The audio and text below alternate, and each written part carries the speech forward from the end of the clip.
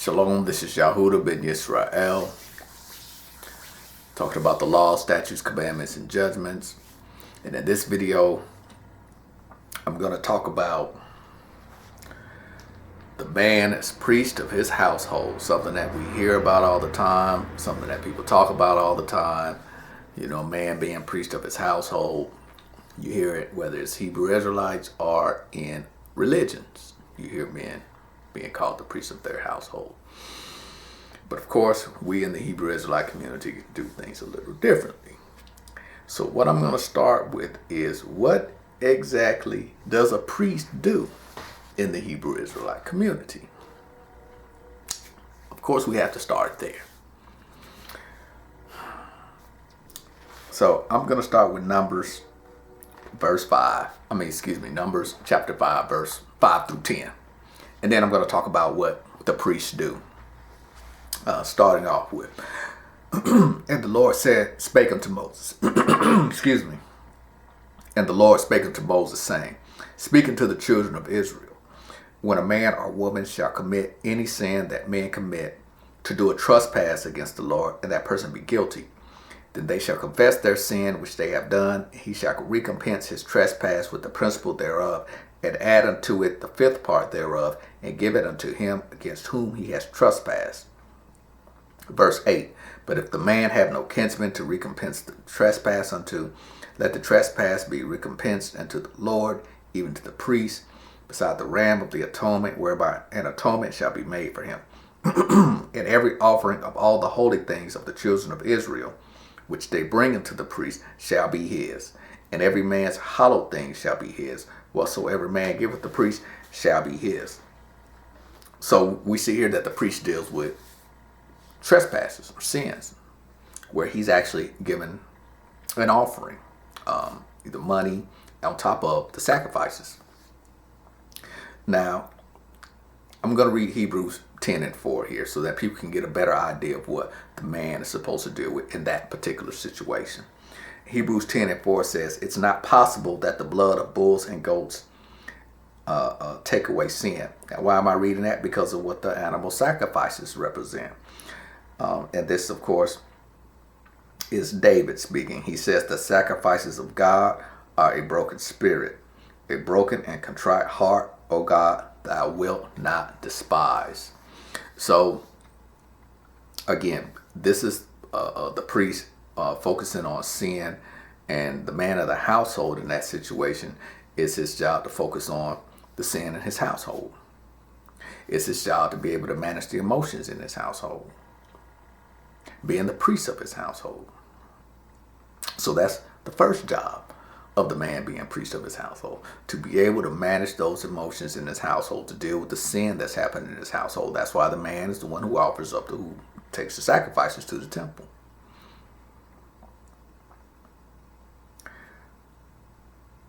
That's the first job of the priest, and also the first job of the man being priest of his household. Now let's deal with number 2. And this is Leviticus 13, 1 through 46. And I'm not going to read all of those scriptures, but I'm going to just read a few of them. Leviticus 13, verse 1. And the Lord spake unto Moses and Aaron, saying, When a man shall have in the skin of his flesh a rising, a scab, or a bright spot, and it be in the skin of his flesh like, that's the key word there, like the plague of leprosy, then he shall be brought unto Aaron the priest, or unto one of his sons the priest. And the priest shall look on the plague, verse 3, and the priest shall look on the plague in the skin of the flesh, and when the hair in the plague is turned white, and the plague in sight be deeper than the skin of his flesh, it is a plague of leprosy, and the priest shall look on him and pronounce him unclean. If the bright spot be white in the skin of his flesh, and sight be not deeper than the skin, and the hair therefore be not turned white, then a priest shall shut up him that hath the plague 7 days. And then it goes on to the process of how to deal with a skin infection. So that is the second thing that the priest deals with, or one of the other things that the priest deals with, but the second thing that the man who is the priest of his household deals with. Skin infections. going to keep going, and I'm going to go down to, let's see here. As it continues going on in Leviticus 15, and that's verse 1 through 18. I'm going to start there, and I'm going to start reading at verse 1.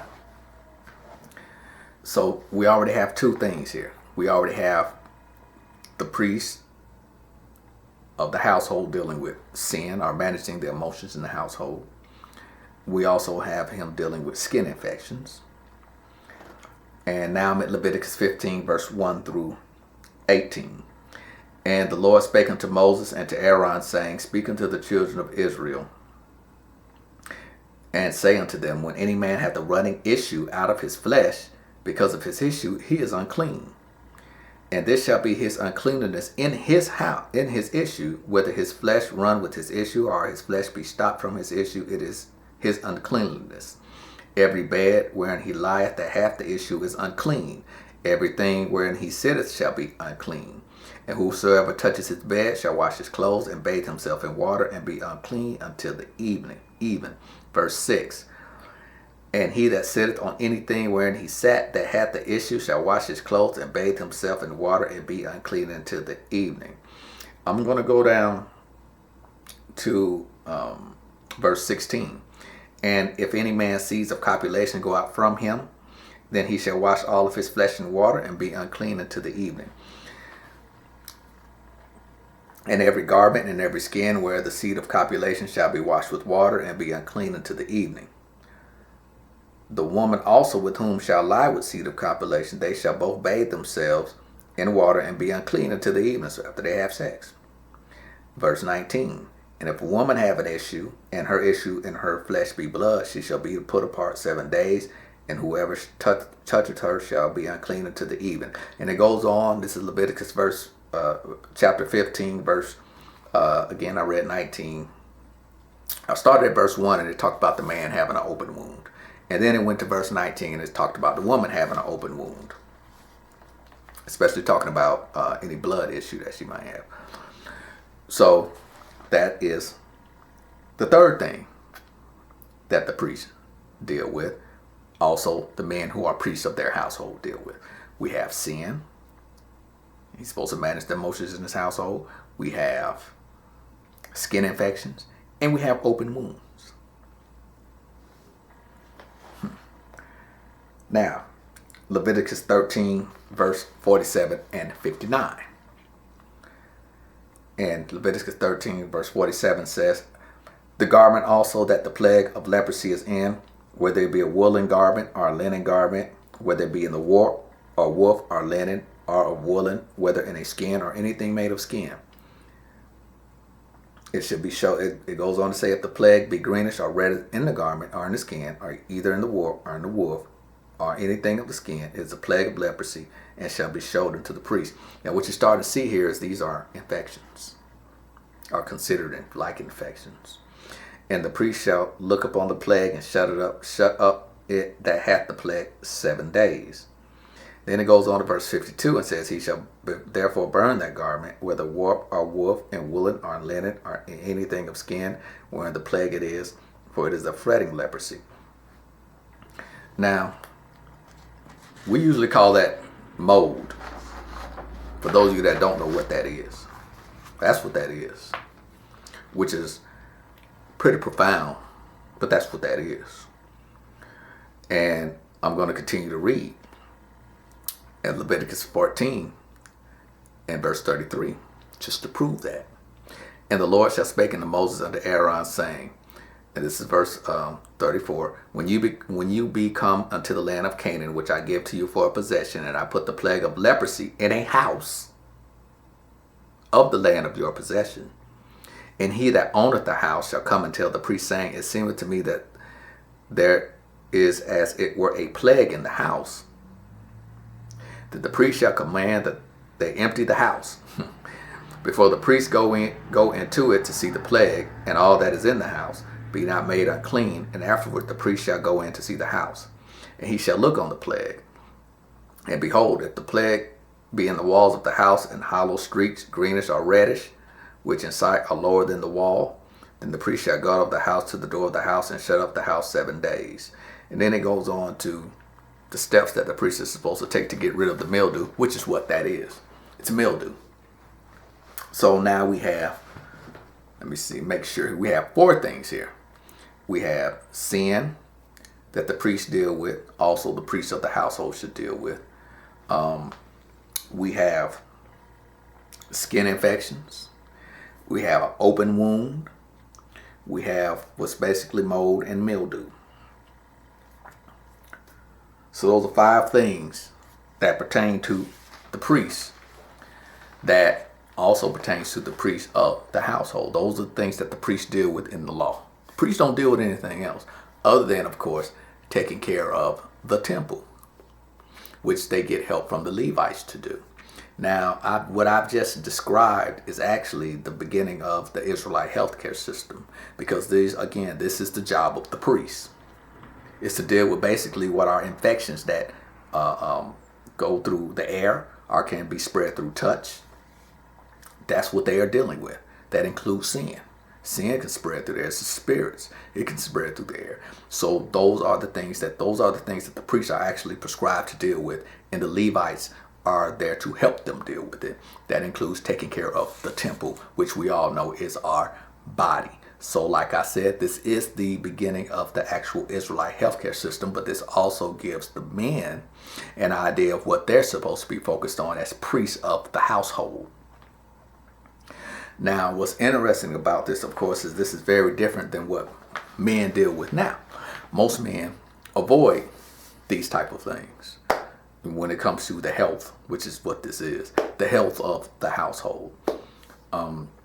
In the culture that we grow up in now, most men don't want to deal with these things, including the spiritual health. It's like they have to be pulled into dealing with that. Mostly it's looked at as a woman's job to do these things. That's why you hear women say, well, they're the backbone of the community, they're the backbone of the house, when none of those things are actually their jobs. None of those things are their jobs. It's not the woman's job to be the one that's supposed to be worried about the health of the household, to focus on that. That's not her job. Her job is laid out in Proverbs when they talk about the virtuous woman. She helps her husband deal with those other things. That's not her job. That's her husband's job to deal with the health of the household, whether it's the physical or emotional health. That's his priority, as a matter of fact. That comes before him going out and earning a living.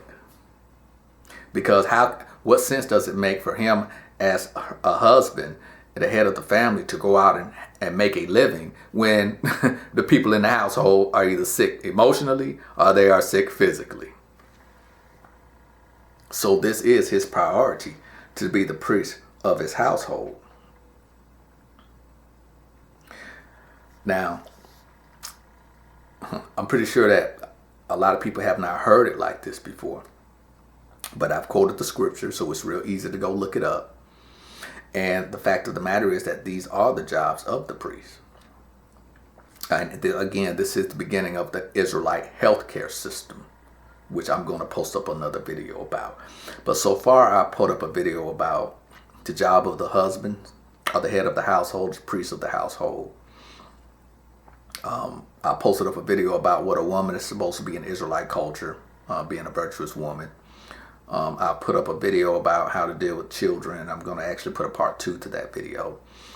And the reason that I focused on that family structure first, because it is the foundation for the Israelite economic system. It does segue into the Israelite healthcare system, with the men being the priests of their household. So this is an actual system that we have that allows us to be nation builders, that allows us to be self-sufficient, that allows us to take care of ourselves and our families.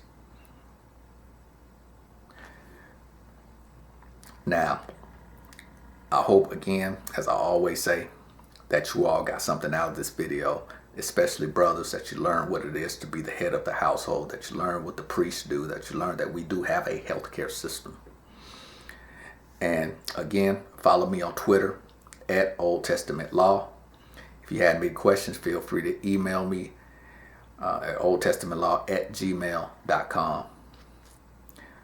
I hope brothers and sisters learn how to be nation builders. It's one of my goals in doing these videos. And shalom.